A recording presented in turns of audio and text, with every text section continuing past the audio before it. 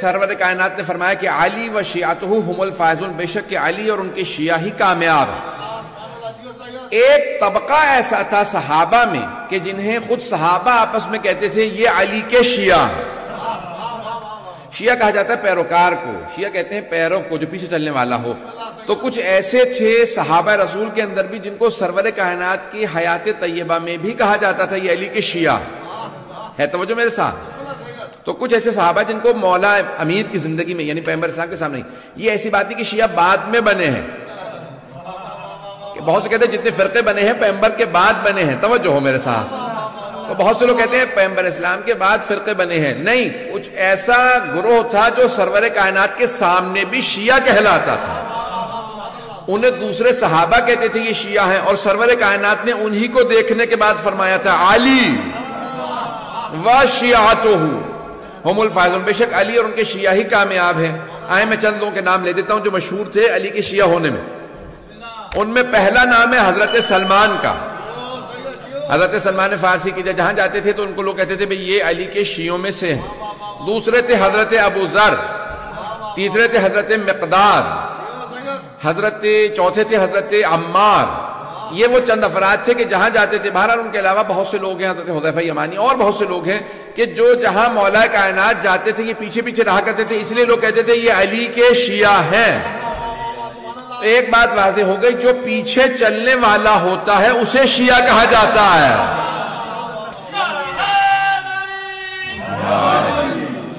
جو پیچھے چلتا ہے اسے شیعہ کہا جاتا ہے، جو آگے بڑھ بڑھ کے ٹوکے روکے اسے شیعہ نہیں کہا جاتا۔ اب کچھ اور نہ کہلوائیے گا، میں اشارہ کر کے آگے بڑھ رہا ہوں۔ تو عزیزان گرامی ایسے بھی تھے جو روکتے روکتے تھے۔ بہت سے افراد کو عادت ہوتی ہے امت کی اصلاح کرتے کرتے امام کی اصلاح کرنے لگتے ہیں۔ عزیزان گرامی ہر انسان کو اپنی اوقات معلوم ہونی چاہیے، میری اوقات کیا ہے، میری حیثیت کیا ہے۔ تو امام معصوم علیہ السلام کی کوئی اصلاح نہیں کر سکتا۔ عزیزان گرامی وہ امت کی اصلاح کے لیے توجہ تو ہے میرے ساتھ۔ میں نے آپ سے کل بھی عرض کیا تھا کہ میں پورا جو ہے زور دے رہا ہوتا ہوں آپ حضرات کو روزے کے پروانے کا، تو آج بھی میں کئی گھنٹے بول کے آیا ہوں ابھی بھی، اور ابھی بھی مطالب پیش کروں گا۔ تو عزیزان گرامی اب سرور کائنات صلی اللہ علیہ وسلم نے اشارہ کر کے کہا کہ یہ اور ان کے شیعہ، تو جناب امیر کی طرف اشارہ کیا، علی اور ان کے شیعہ، کامیابی علی کے شیعوں کے لیے ہے۔ تو مولا کائنات نے بھی اپنی ولادت پہ بھی گواہی دی ہے کہ میں سورہ مومن کی تلاوت کی، اور اپنی شہادت پہ بھی کہا فزت ورب الکعبہ، بے شک کہ میں نے جہاں پہ بات کو رکا تھا اپنے انشاءاللہ پورے بہت سے چہرے نئے نظر آ رہے ہیں انشاءاللہ تعالیٰ، جو جنہوں نے نہیں سنی گے تو بعد میں سن لیجئے گا، یہ میں مطالب کو پیش کروں گا۔ مومن کامیاب ہے، کسی بھی دور میں مومن کامیاب ہے۔ مومن وہ ہے جو اہل بیت کی ولایت کا ماننے والا۔ تو اب یہ مجھ سے کہا گیا تھا صفات مومنین، پہلی صفت یہ ہے کہ وہ اہل بیت کا ماننے والا ہو۔ اب سرور کائنات نے فرمایا یا علی، اور یہ کتاب ہے بحر المعارف، اس کی جلد نمبر ظاہراً 3 میں ہے یہ، تو بحر المعارف کی جلد نمبر 3 سے پیش کر رہا ہوں کہ یا علی مسلک فی امتی کا مسئلہ ہے سورۃ توحید یا سورۃ الاخلاص، یا علی آپ کی مثال میری امت میں سورہ اخلاص جیسی ہے۔ سورہ اخلاص تو سب کو معلوم ہے، بسم اللہ الرحمن الرحیم، قل هو اللہ احد اللہ الصمد لم یلد ولم یولد ولم یکن له کفوا احد، یہ سورہ اخلاص کہلاتا۔ حدیث میں ہے کہ یا علی آپ کی مثال میری امت میں سورہ اخلاص جیسی ہے۔ سورہ اخلاص کو جو ایک مرتبہ پڑھتا ہے اسے 1/3 قرآن ختم کرنے کا ثواب ملتا ہے، جو 2 دفعہ تلاوت کرتا ہے اسے 2/3 قرآن ختم کرنے کا ثواب ملتا ہے، جو 3 مرتبہ سورہ اخلاص کی تلاوت کرے اسے ختم قرآن کا ثواب ملتا ہے۔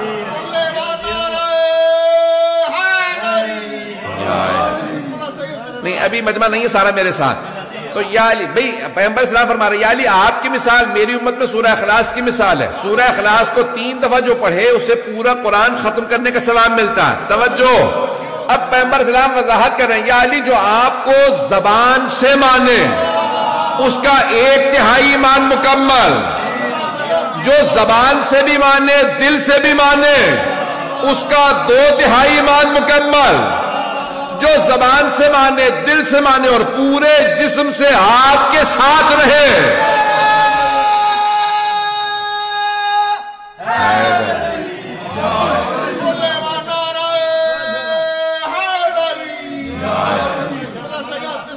وہی مستکمل الایمان ہے، اسی کا ایمان مکمل ہے۔ تو عزیزان گرامی مومن وہ ہے کہ جو صرف زبان سے نہ مانے، دل سے بھی مانے اور پورے بدن سے مولا کے پیچھے چلتا رہے، پوری طرح سے مولا کی پیروی کرے. تو مومن وہ ہے کہ جو ہر طرح سے اپنے آپ کو تسلیم سمجھے مولا کائنات کے سامنے. تو پہلی شرط ہے مومن کے لیے ایمان، اور صرف اللہ پہ نہیں، اس کے رسول پہ صرف ایمان کافی نہیں، قرآن پہ کافی نہیں، بلکہ ولایت علی پہ ایمان، ولایت محمد و آل محمد پہ ایمان، ولایت اہل بیت پہ ایمان. جو ایمان رکھتا ہے وہی مستکمل الایمان. عزیزان گرامی بہت سے ایسے تھے کہ جو صرف زبانی کلامی مانتے تھے. عزیزان گرامی زبانی کلامی ماننا کافی نہیں ہے. زبانی مان لینا کافی اگر ہوتا تو بہت سے ہم یعنی سارے مسلمان پھر ولایت علی کے معتقد ہیں. تو زبان سے کیونکہ سب کے سب مانتے ہیں کہ ہم اہل بیت کو مانتے ہیں. عزیزان گرامی یہ کہنا کافی نہیں ہے بلکہ دل سے ماننا بہت ضروری ہے. میں نے چند دن پہلے ایک جملہ پیش کیا تھا، بلکہ شاید یہ اس ماہ رمضان کی بات نہیں، کسی اور موقع پہ پیش کیا تھا. میں اس کو تھوڑا سا اشارہ کر کے آگے بڑھوں گا. توجہ ہے میرے ساتھ؟ عزیزان گرامی یہ میں جملہ پیش کر رہا ہوں دوبارہ. بہت سے افراد کہتے ہیں کہ نہیں ہم اہل بیت کو مانتے ہیں. آپ کیوں کہتے ہیں کہ صرف شیعہ اہل بیت کو مانتے ہیں؟ ہم کہتے ہیں کہ ہم اہل بیت کو مانتے ہیں، تو کہتے ہیں نہیں ہم بھی مانتے ہیں. اہل سنت بھی ایک وہ کہتے ہیں ہم مانتے ہیں. عزیزان گرامی فرق کیا ہے ان کے ماننے میں ہمارے ماننے میں؟ مجھے معلوم ہے کہ بعض کا اہل سنت بھی آتے ہیں اور مجھے یہ پورا یقین ہے کہ میرے برادر اہل سنت سن رہے ہیں. تو اب یہ مجھے پورا یقین ہے کہ سن رہے ہیں. تو عزیزان گرامی فرق کیا ہے ان کے ماننے میں ہمارے ماننے میں؟ تو اب میں فرق کو پیش کر رہا ہوں. وہ کہتے ہیں ہم مانتے ہیں، تو آپ بھی کہتے ہیں کہ صرف آپ مانتے ہیں، یعنی اہل بیت کے ماننے والے صرف شیعہ ہیں. کیا فرق ہے ہمارے ماننے میں اور ان کے ماننے میں؟ میں ان کو ان کی زبان میں سمجھانا چاہتا ہوں. اگر کوئی کہے میں اللہ کو مانتا ہوں لیکن جتنے بت ہیں میں انہیں بھی مانتا ہوں،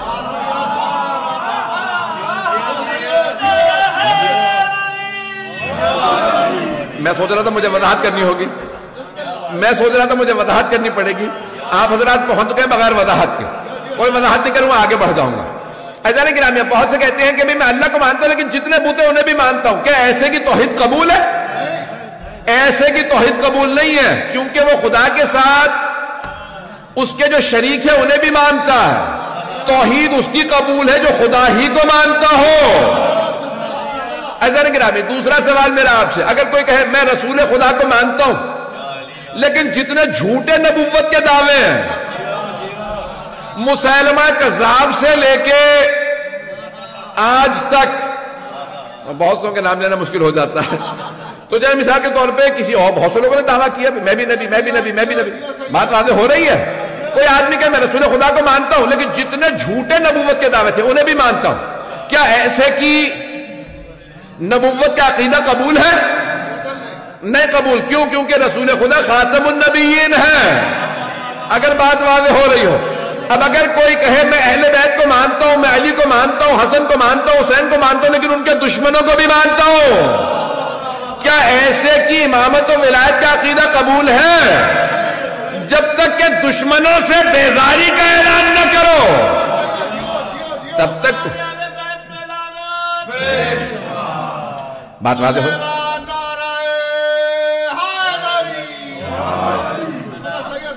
عزیزان گرامی کامیاب وہ ہے کہ جو اہل بیت کو جب مان لے تو پھر دشمنوں کو نہ مانے. اور مشہور روایت ہے کہ کسی نے کہا مولا میں نے آپ کے چھڑے امام علیہ السلام سے کہا مولا میں نے آپ کے جد امیر المومنین کی شان میں 5 یا 6,000 بیت کہے، اشعار کہے ہیں، تو 2 بیت سے مل کے ایک شعر بنتا.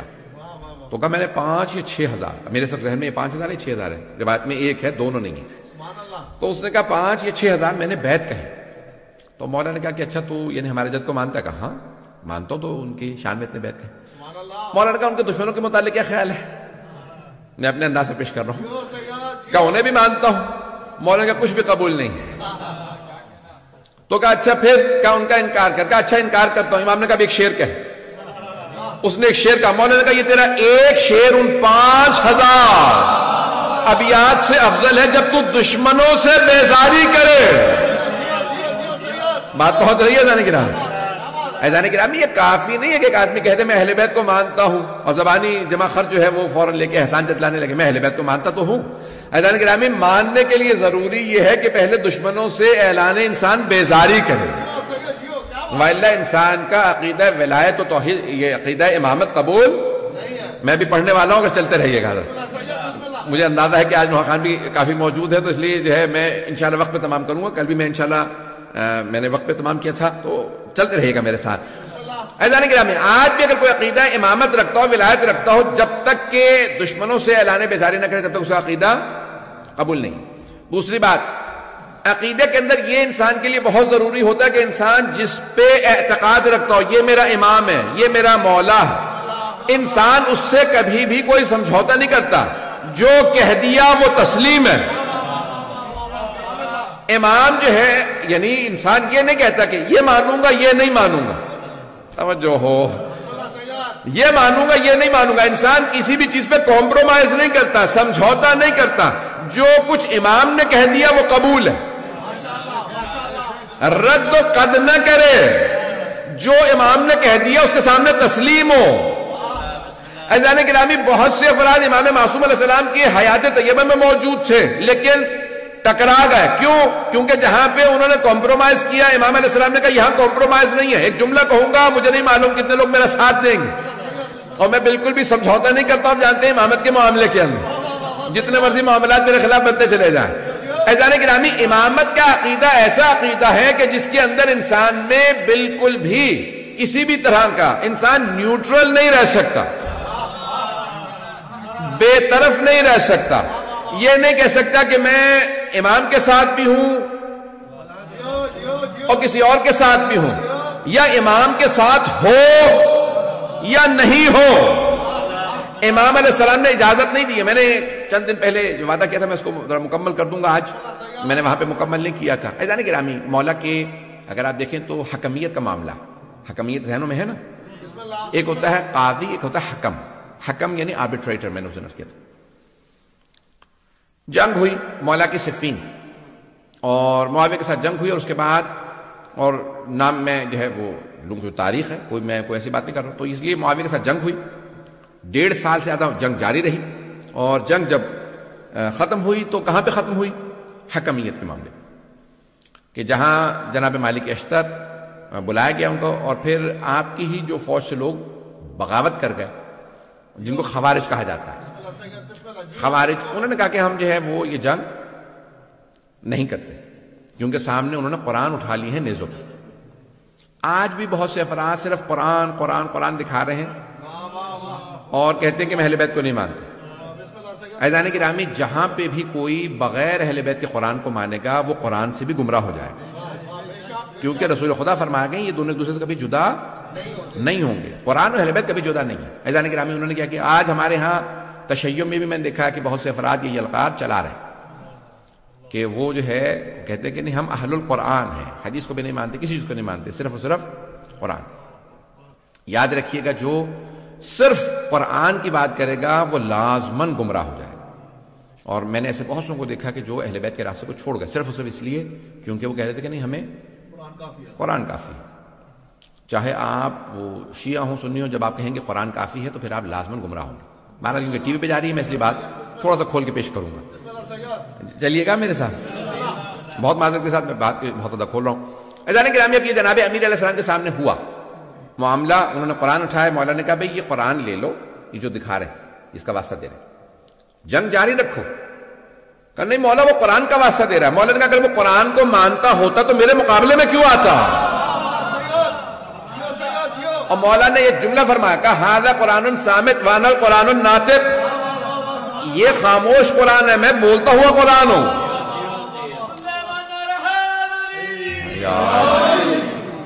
عزیزان گرامی، میں انہوں نے جو ہے وہ قرآن دکھائے، 500 قرآن نیزوں پہ بلند کیے، اور مولا کائنات نے کہا کہ نہیں ٹھیک ہے یہ قرآن جو ہے ان سے لے. لیکن لوگوں نے کیا کیا؟ نہیں، مولا کی بات کو نہیں مانا، اور وہ قرآن کریم جو ہے وہ کہا کہ نہیں سامنے قرآن علی آپ معاذ اللہ قرآن کے مقابلے میں آ رہے ہیں. یہ جملہ کہا لوگوں، اور جملہ کہا میں دہراؤں گا استغفر اللہ ربی واتوب الیہ معاذ اللہ من ذالک، لیکن جملہ کہے بغیر میں نہیں رہ سکتا جو انہوں نے کہا تھا خوارج نے. اور میں پہلے سے توبہ کر رہا ہوں، لیکن وہ جملہ دہرانا اس لیے ضروری ہے تاکہ لوگوں کو اندازہ ہو کہ جو اہل بیت کو چھوڑ دیتے ہیں وہ کہاں تک چلے جاتے ہیں. اور انہوں نے جناب امیر کو مخاطب کر کے کہا یا علی اکفرت، یا علی آپ کافر ہو گئے. آج بہت سے لوگ کہتے تھے بھی شیعوں کو کافر کہہ رہے ہیں، ابے وہ ہمارے مولا کو بھی کافر کہہ رہے تھے. وہ کہہ رہے تھے یا علی اکفرت، یا علی آپ کافر ہو گئے، اپنے قرآن سامنے موجود ہے اور آپ نہیں مان رہے. یہ انہوں نے کہا. عزیزان گرامی، اب جناب امیر علیہ الصلوۃ والسلام نے اس وقت پھر جدائی اختیار کی، وہ لوگ الگ ہو گئے اور انہوں نے خوارج نے مولا کے خلاف اعلان جنگ کر دی. جب آپ کہہ رہے ہیں کہ یہ کافر ہیں تو وہ کیا کریں گے؟ کہا کہ ہم علی کے خلاف جہاد کریں گے. آپ نے کبھی زیارات پڑھی ہیں؟ آرام سے سن لیجیے گا، زیارات اس وقت میرے سامنے نظر نہیں آ رہی. زیارت میں آپ زیارت واسطے جملہ پڑھتے ہیں کہ کن پہ لعنت ہو؟ جو امام حسین کے قتل میں آئے، جنہوں کے خلاف جاہدت الحسین. کبھی آپ نے غور کیا؟ جنہوں نے مولا حسین کے خلاف جہاد کیا ان پہ لعنت ہو. کون فرما رہے ہیں؟ چھٹے امام علیہ السلام. والذین جاہدت الحسین، جنہوں نے امام حسین کے خلاف جہاد کیا. کون؟ یعنی وہ یہ کہہ رہے تھے کہ جو ہم امام حسین کے خلاف لڑ رہے ہیں یہ جہاد ہے. جہاد عبادت ہے. نہیں ہے مجمع میرے ساتھ؟ جہاد عبادت ہے یا نہیں ہے؟ فروع دین میں چھٹے نمبر پہ جہاد ہے. پہلے ہے نماز، روزہ، حج، زکوٰۃ، خمس، جہاد. فروع دین میں واجب عبادت سمجھتے ہوئے قربتاً اللہ کی نیت سے کر سکتے ہیں. نماز اگر قربتاً اللہ نہ ہو تو قبول نہیں. روزہ قربتاً اللہ نہ ہو قبول نہیں.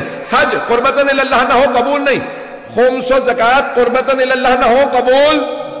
جہاد قربتاً اللہ نہ ہو قبول نہیں. پتہ نہیں مجمع ہے یا نہیں؟ اب وہ کہہ رہے تھے ہم جہاد کر رہے ہیں. جہاد کا مطلب ہوتا ہے یعنی ہم اللہ کی خاطر لڑنے آئے ہیں. پتہ نہیں لوگ ہیں یا نہیں؟ جو لوگ اہل بیت کو چھوڑ دیں، صرف قرآن قرآن قرآن کریں، وہ اہل بیت کے خلاف لڑیں گے اور سمجھیں گے جہاد ہو رہا ہے. چھٹے امام فرماتے ہیں جو حسین کے خلاف لڑے اور کہے یہ جہاد ہے اس پہ لعنت ہو. پتہ نہیں مجمع ہے یا نہیں ہے؟ بات پہنچ رہی ہے؟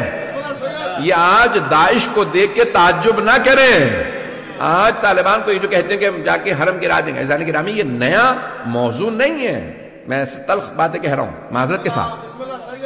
عزیزان گرامی آج بھی اگر ایسے ہوں کہ کہیں کہ ہمیں قرآن کافی ہے، وہ لازماً گمراہ ہوں گے، وہ لازماً اہل بیت کے مقابلے میں آ جائیں. اور انہوں نے کیا کیا جناب امیر کے خلاف؟ میں نے کل فضائل سنایا تھا، لیکن آج بھی میں جو فضائل پیش کر رہا ہوں تھوڑی سی مختلف اینگل سے پیش کر رہا ہوں. جناب امیر کے خلاف انہوں نے بغاوت کا اعلان کر دیا اور نعرہ کیا بلند کیا؟ ان الحکم الا للہ.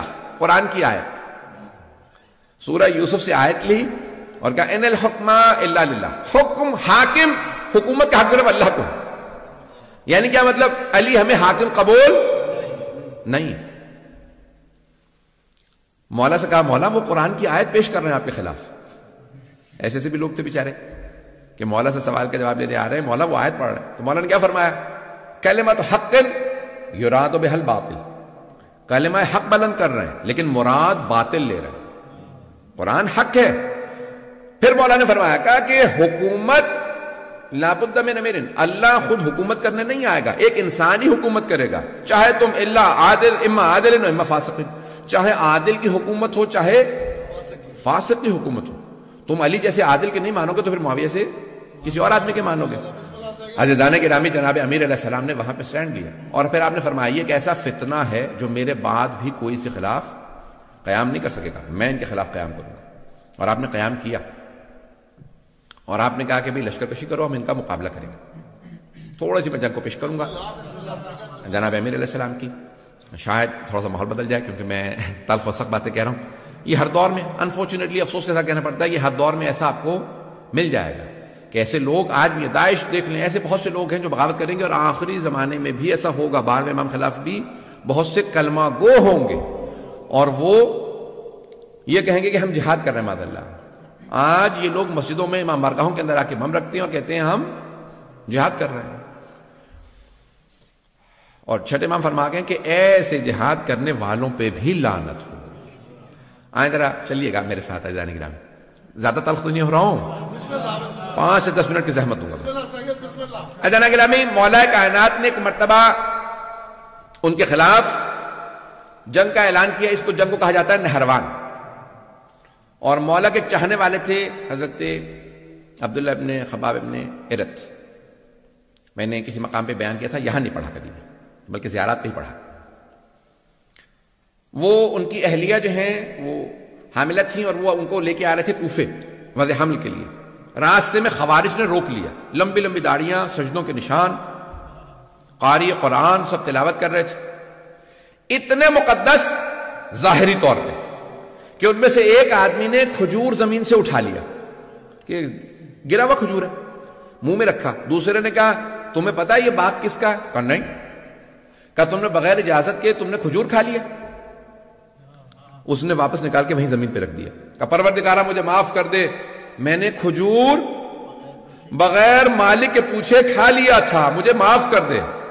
اس کا مطلب ہے کبھی بھی لوگوں کے لمبے سجدوں سے، لمبی داڑھیوں سے، ظاہری تقدس سے دھوکہ نہ کھانا. اگر اہل بیت کو نہیں مانتے تو جتنا مرضی اپنے آپ کو مقدس دکھاتا رہے، وہ پھر بھی فاسق ہے. پتہ نہیں بات پہنچ رہی نہیں پہنچ رہی. اب کیا کیا اس نے کھجور واپس رکھ دیا. اس نے کہا یہ کھجور میں نے بغیر پروردگارا مجھے معاف کر دے، یہ کھجور میں نے اٹھا لیا تھا.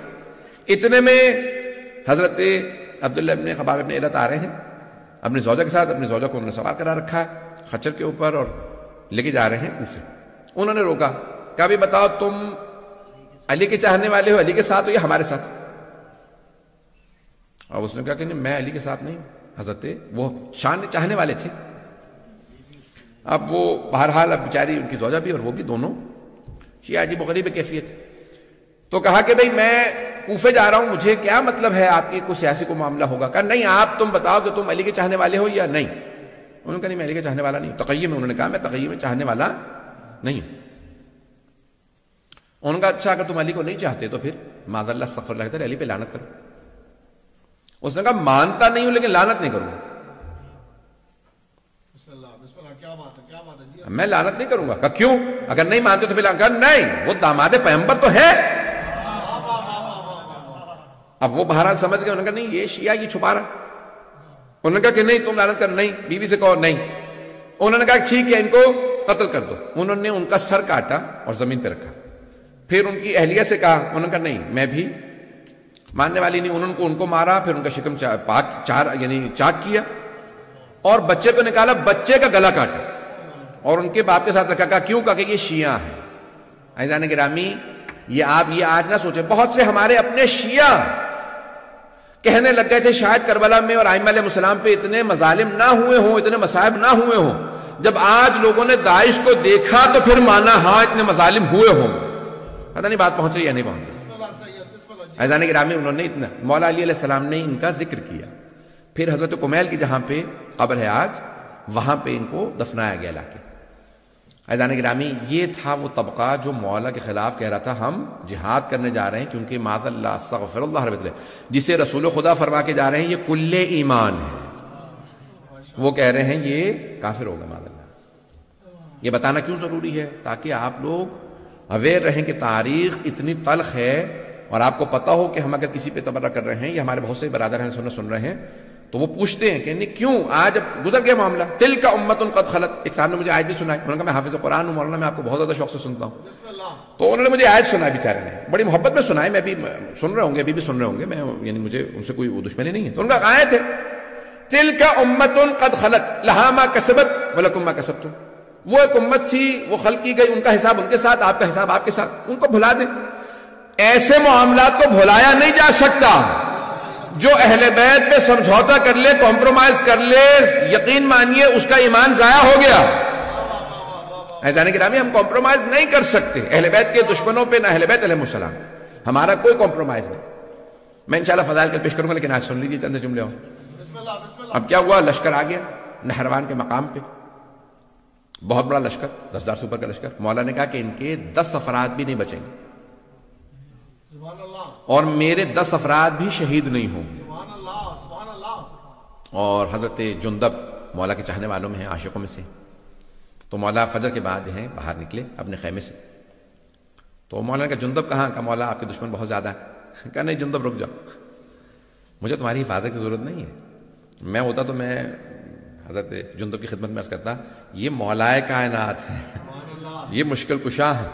اب بہرحال عزیزان گرامی مولا کچھ فاصلے سے واپس آئے. اس کے بعد کہا کہ جندب کیا دیکھ رہے ہو؟ کہا مولا زمین پہ دیکھ رہا ہوں چونٹیوں کی اتنی تعداد ہے کہ کون ان کی تعداد کو جانتا ہوگا. یہ سوچ رہا تھا کہ مولا ان کی تعداد کو کون جانتا ہوگا اتنی. کام جندب تمہارے مولانا صرف یہ کہ ان کی تعداد کو جانتے ہیں، میں یہ بھی بتا سکتا ہوں ان میں نر کتنے ہیں، مادہ کتنی ہے.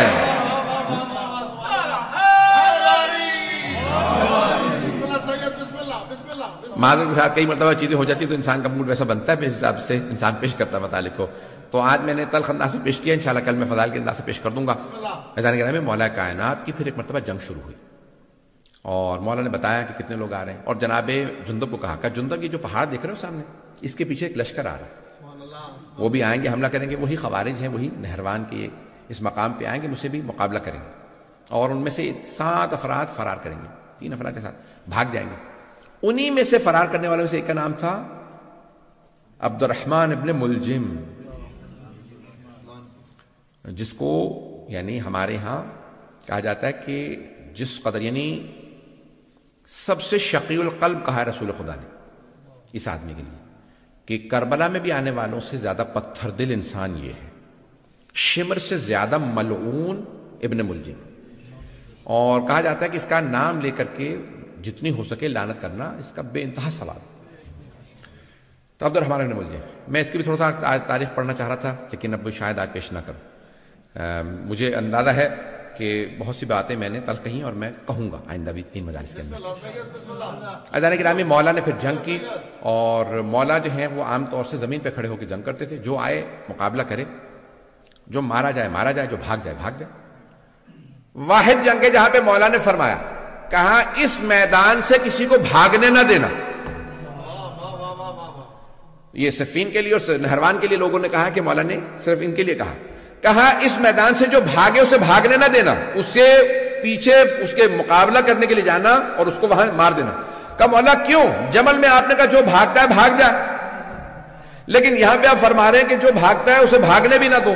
کہا جمل میں لوگ ماں کا نام سن کے دھوکہ کھا کے آ گئے تھے، پتہ نہیں لوگ ہیں یا نہیں، سوچ رہے تھے شاید ماں صحیح ہو اس لیے دھوکہ کھا کے آئے تھے، انہیں نہیں پتا علی حق ہے، پتہ نہیں مجمع ہے یا نہیں. کہ اس لیے میں نے وہاں پہ کہا تھا جو بھاگے بھاگنے دو، دھوکہ کھا کے آئے. وہاں مسلمان تھے، دھوکہ کھا کے آ گئے تھے، یہاں یہ منافق ہے، کافر ہے، اسلام کا لبادہ اوڑھ رکھا، کہ کوئی بھاگے اسے بھاگنے نہ دینا. مولا نے ایک مرتبہ ذوالفقار کھینچی، اللہ اکبر کی صدا دی، گھوڑے کو ایڑ لگائی. مولا صفوں سے اپنے گھوڑے کو دوڑاتے رہتے تھے، جہاں سے گزرتے تھے سر ہی سر نظر آتے تھے. کسی نے سوال کیا یا علی تلوار چل نہیں رہی، سر پہ سر گر رہے ہیں. میں اپنے انداز سے جواب دے رہا ہوں، مولا کہیں گے میں ذوالفقار کو روک رہا ہوں، روک نہیں رہی ہے.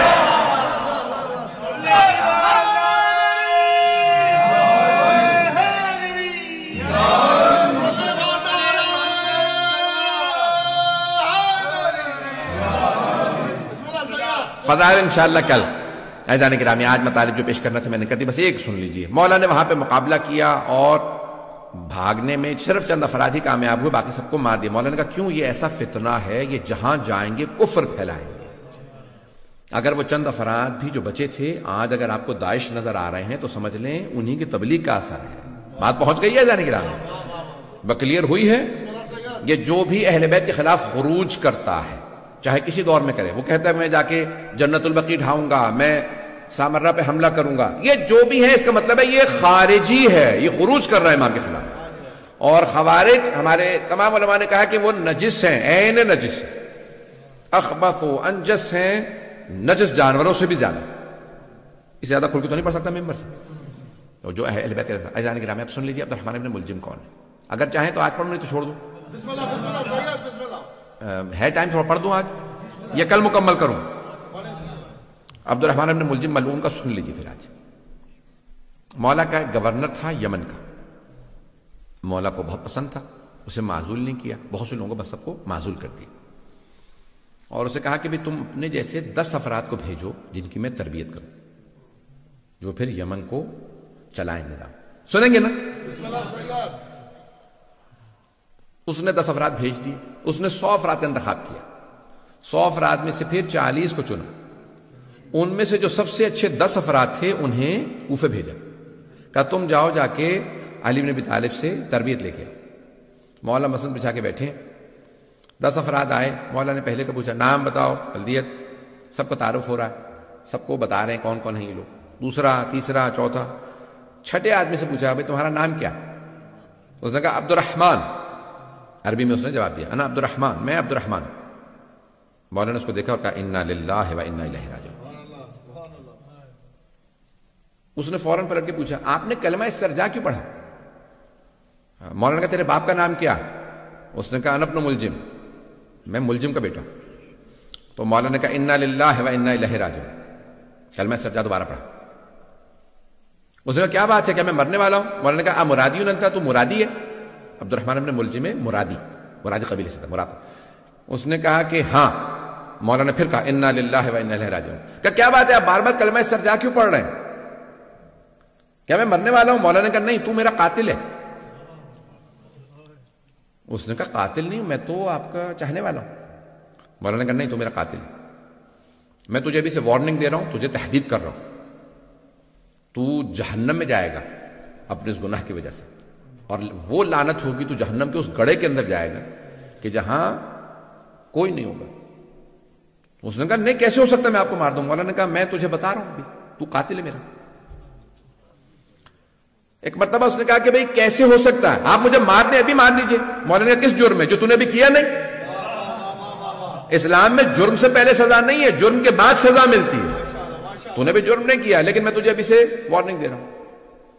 اب اسے اندازہ نہیں، آہستہ آہستہ وہ ایک فاحشہ کا جو ہے وہ عاشق ہو گیا. اب ممبر کے قابل نہیں کہ میں بیان کر سکوں. اس کا نام قطام تھا. ہمارے ہاں بھی کہا جاتا ہے نا، گالی دینی ہوتی ہے تو قطامہ کہتے ہیں، یہ اس کا نام تھا. اس نے بھی شرط رکھی، اور وہ بھی مولا کی دشمنوں میں سے تھی اور ملعونہ تھی، اور بہرحال کہ بھی میں شادی کروں گی لیکن مجھے ایک کنیز چاہیے، 5000 دینار چاہیے، اور علی بن ابی طالب کا سر چاہیے. الوقائع والحوادث میں اس روایت کو لکھا. کچھ لوگوں نے کہا ہے معاویہ سے بھی لنکس تھے. اور بہرحال اہل بیت کے قتل کے اندر آپ کو پتہ بنو امیہ کا ہمیشہ کردار رہا ہے. بنو امیہ نے بڑا منفی کردار ادا کیا. اہل بیت کے خلاف جو سب سے بدترین جو دشمن اہل بیت کے گزرے ہیں اور اب تک ہیں وہ بنو امیہ. اب وقت تمام ہو گیا، میں تفصیل میں نہیں جا سکتا. اور پھر اس نے کہا کہ نہیں میں ایسا نہیں کر سکتا، اور پھر آہستہ آہستہ کہا کہ ٹھیک ہے میں ایسا کروں گا. اور کیا کیا اس نے؟ یہ گیا خانہ کعبہ میں، غلاف خانہ کعبہ پکڑ کے اس نے قسم کھائی کہ میں علی کا قتل کروں گا. آج آپ دیکھتے ہیں بہت سے کہ یہ اپنے آپ کو کہتے ہیں خادم الحرمین شریفین. پتہ نہیں لوگ ہیں یا نہیں.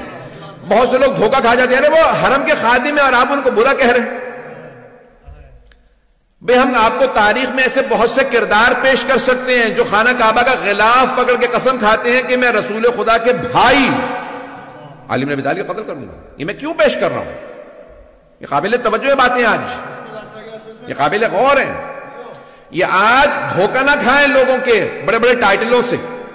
اتنے بڑے بڑے انہوں نے اپنے آپ کو ٹائٹل دے رکھے.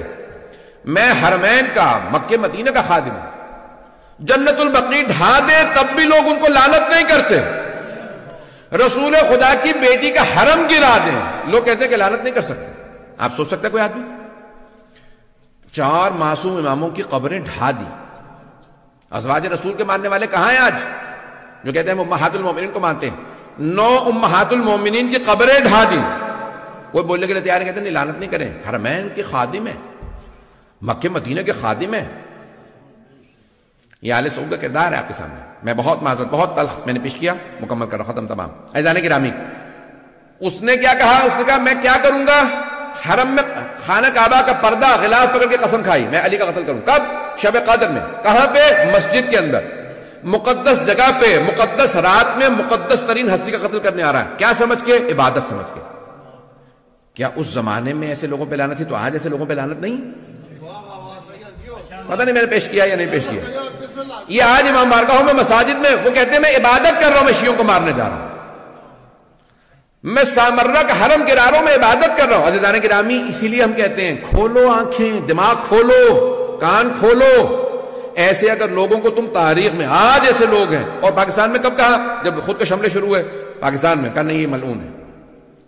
عزیزان گرامی، اگر پاکستان میں حملہ ہو تو ملعون ہے، دوسرے ملکوں کے اندر حملہ ہو تو ملعون نہیں ہے، عراق میں حملہ ہو تو ملعون نہیں ہے، شام میں جناب زینب کے حرم پہ حملہ کرے تو ملعون نہیں ہے ایسے لوگ.